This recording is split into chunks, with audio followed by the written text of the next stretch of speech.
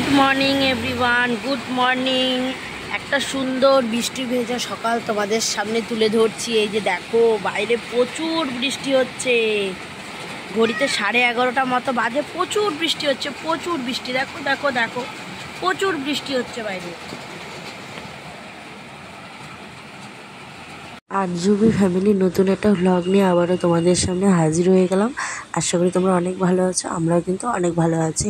আর যেহেতু খুশির খবরের কথা আছে, সেটা তো ভালো থাকতেই হবে, তাই না? এখন কিন্তু ঘড়িতে অনেকটাই বাজে। আর সত্যি কথা বলতে আজকে প্রচণ্ড সকাল থেকে বৃষ্টি হয়েই গেল। তোমাদেরকে তো এর আগেও দেখালাম। তো এত পরিমাণে বৃষ্টি হওয়ার পরে এখন হচ্ছে তোমার এখন আকাশটা একটু ভালো হয়েছে।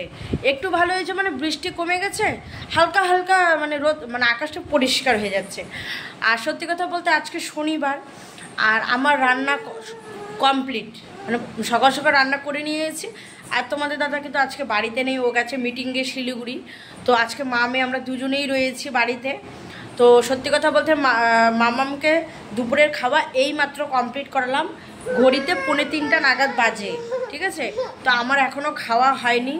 মামামকে নিয়ে আছি, ও ঘুমোবে, তারপরে স্নান করে পুজো দেবো, তারপরে আমি খাবো। তো আজকে আমি একদম সিম্পল রান্না করেছি। আর সত্যি কথা বলতে তোমাদের দাদা যদি বাড়িতে না থাকে তাহলে তোমরা জানোই আমি একটু ভালো একটু অন্যরকম রান্না করে খাই। তোমাদের দাদা তো সাধারণত ওগুলো পছন্দ করে না, কিন্তু আমি ভীষণ পছন্দ করি। তো যাই হোক, রান্না টান্না কমপ্লিট করে মামামকে স্নান টান করিয়ে ওকে খাওয়া দাওয়া কমপ্লিট করে দিলাম। আর আমি আজকে কি কি বানালাম সেটা তোমাদের সাথে শেয়ার করছি, দাঁড়াও। তো এই যে দেখো, একটু ফ্রাইড রাইস বানিয়ে নিয়েছি। আলু আর গাজর এইসব দিয়ে বানিয়েছি। খুব একটা সবজি ঘরে সেরকম ছিল না, আর যা সবজির দাম তোমাদেরকে কি আর বলবো। আর এই যে এদিকে দেখো, একটু করলা ভাজা করেছি, একটু পটল ভাজা করেছি। অ্যাকচুয়ালি তোমাদের দাদা তো দুপুরে খাচ্ছে না যেহেতু, তো আমার জন্য করেছি, আর মাম্মামও খেয়েছে। আর তার সাথে করেছি এই যে দেখো, ডিমটাকে অমলেট করে একটু গতকালের আলুর ডিমের ঝোল ছিল, তো সেটা দিয়ে একটু গরম করে এই যে বানিয়ে রেখেছি। আমার তো এইভাবে ডিমটাকে অমলেট করে আলু দিয়ে ঝোল খেতে ভীষণ ভালো লাগে, কিন্তু তোমাদের দাদা আবার এটা পছন্দ করে না, যার জন্য আমি আর বানাতে পারি না। তো আজকে যেহেতু একটু গতকালের একটু ডিমের তরকারি ছিল, তো ভাবলাম যে তাহলে তরকারিটা ঝোলটা তো আর নষ্ট করা যাবে না, তাই আর কি হচ্ছে তোমার ডিমের অমলেট করে ওটার মধ্যে ভেতরে ভরে দিয়ে গরম করে রেখে দিলাম, ওটা দিয়ে খেয়ে নেব। আমার তো এভাবে খেতে ভীষণ ভালো লাগে, ভীষণই ভালো লাগে। আর দেখো মাম্মাম এদিকে খেলছে। আর জানো, ঘরে তো এখানে এইটুকু কাপড় দুদিন থেকেই রয়েছে, এগুলো তো শুকোচ্ছেই। বাথরুমে 1 বালতি কাপড় ভিজিয়ে রেখেছি, জানো। তোমাদের দাদার অফিসের ড্রেস, মাম্মামের ড্রেস, আমার কাপড় চোপড়, কাঁথা টাথা, আর বলো না এত কিছু। আর এই যে এখানেও দিয়েছি একটু কাপড়। আর দেখো ঘড়িতে 2:45 মতো বাজে। তো কী করবো ভাবছি, মা মেয়ে দুজনে। আর সত্যি কথা বলতে ফোনের রিচার্জটা শেষ হয়ে গেছে, যার জন্য মাম্মামকে একটু কার্টুন দেখিয়ে বসিয়ে দেবো, আমি স্নানটা সেরে নেব, সেটাও পাচ্ছি না। আর তোমাদের দাদা যেহেতু মিটিংয়ে ব্যস্ত, ও ফোনটা ধরতে পারবে না, তার জন্য আমিও আর ওকে ফোন করতে পারছি না, এরকম একটা পরিস্থিতি হয়ে গেছে। থাক, ঠিক আছে, কোনো অসুবিধা নেই। মাম্মামকে তো কার্টুন ছাড়াই দুবেলা খাইয়ে দিলাম, সকালেও খাওয়ালাম, এখনও অনেকক্ষণ গল্প টল্প করে টোরে ওকে খাওয়ালাম। তো এখনও খেলা করছে।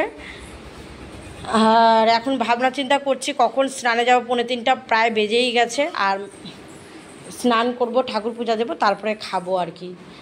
এই তো দেখো খেলা করছে, মামামের সাথেই ঘোরাফেরা করছে, কি করব বলো। আর বাইরের ড্রেনটাতে এত পরিমাণে জল হয়ে গেছে, গোটা 3 মাইলের জল হচ্ছে, এদিক দিয়ে পাস হচ্ছে, আর বলার মতো নয়। তো চলো তোমরা দেখো ভ্লগটা, অবশ্যই ভালো লাগবে। আর যারা নতুন দেখছো প্লিজ চ্যানেলটিকে একটা সাবস্ক্রাইব করে দিও, ঠিক আছে? আর অবশ্যই লাইক করবে, কমেন্টস করবে, ভালো লাগলে অবশ্যই শেয়ার করে দিও। যাই হোক, এই যে মামামকে এখন ভুলিয়ে ভালিয়ে একটু ঘুম পাড়িয়ে দিলাম। কি করব বলো, এখনও স্নান হয়নি, পুজো দেওয়া হয়নি। আর এই যে মশারিটা টাঙিয়ে দিলাম। কি করব, এত মাছির অত্যাচার, ঘরে থাকা যাচ্ছে না, তাই ফ্যান চালু করে দিয়েছি। আর এই ফ্যানটা আবার বেশিক্ষণ চললে আওয়াজ করতে থাকে, তো যতক্ষণ আওয়াজ করছে না ততক্ষণ এই ফ্যানটাই চলুক। আর আমি এই যে ওকে ঘুম পাড়িয়ে দিলাম। আর এখন স্নানটা সেরে নিয়ে পুজো টুজো দিয়ে খেয়ে নেব। তো চলো তোমরা দেখতে থাকো। ঘড়িতে এখন 11টা মতো বাজে। তো এই যে দেখো, আমার দাদার জন্য একটু অমলেট বানাচ্ছি। আর না সত্যি কথা বলতে তোমার দাদা আজকে বাড়িতে ছিল না, না পরে আর ইচ্ছেই করছিল না যে একটু ভিডিও বানাই বা ব্লগটা তো করতে হবে, ইচ্ছেই করছিল না। তো যাই হোক, এখন দাদা তো বাড়িতেই আসছে, তো ও এসছে 7:30 নাগাদ, তারপরে চাটা করে দিয়েছিলাম। আর মাথাটাও বেশ ধরেছে, খুব একটা ভালো লাগছিল না, তাই ভাবলাম যে থাক আজকে আর করবো না। তো এখন আবার মনটা যে কী হলো, ঠিক আছে একটু খুশি খুশি মনটা হয়ে গেছে, যেহেতু খবরটা পেয়ে গেছি। সেটা তোমাদেরকে আগেও বলেছি যে একটা সুখবর খুব তাড়াতাড়ি আসতে চলেছে, তো সেই সুখবরটা পাওয়া অপেক্ষায় রয়েছি আমরাও। খুব তাড়াতাড়ি এর পরের ব্লগে অবশ্যই হয়তো তোমাদেরকে আমি জানাতে পারবো। দেখি সেই খবরটা এর পরের ব্লগটাতে জানাতে পারছি কি না। তো যাই হোক, খুব এক্সাইটমেন্ট হয়ে আছি যে কখন পাবো আর কি। ডিমটা ভেঙেই গেল।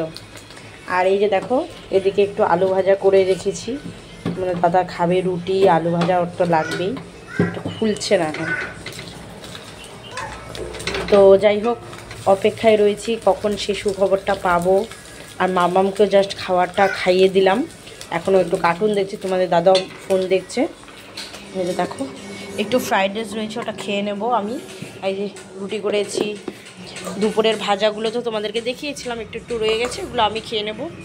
আর তোমাদের দাদার জন্য তো আলু ভাজা আর ডিমের অমলেট হলে আর কিছু লাগে না। তো যাই হোক, ভাবলাম তোমাদের সাথে ব্লগটা শেয়ার করি। জানি না, ঘড়িতে এখন 11টার মতো বাজে, জানো, এত লেট করে খাওয়া দাওয়া করবো। ওই যে বললাম যে খুশির খবরটা আছে, ফোনে কথা বলতে বলতে লেট হয়ে গেল আর কি। তো যাই হোক, চলো আজকের ব্লগটা আর বাড়াবো না, অবশ্যই দেখো ব্লগগুলো, ভালো লাগবে এটাই বলবো। তো গুড নাইট সবাইকে, খুব ভালো থেকো, সুস্থ থেকো। তো টাটা সবাইকে।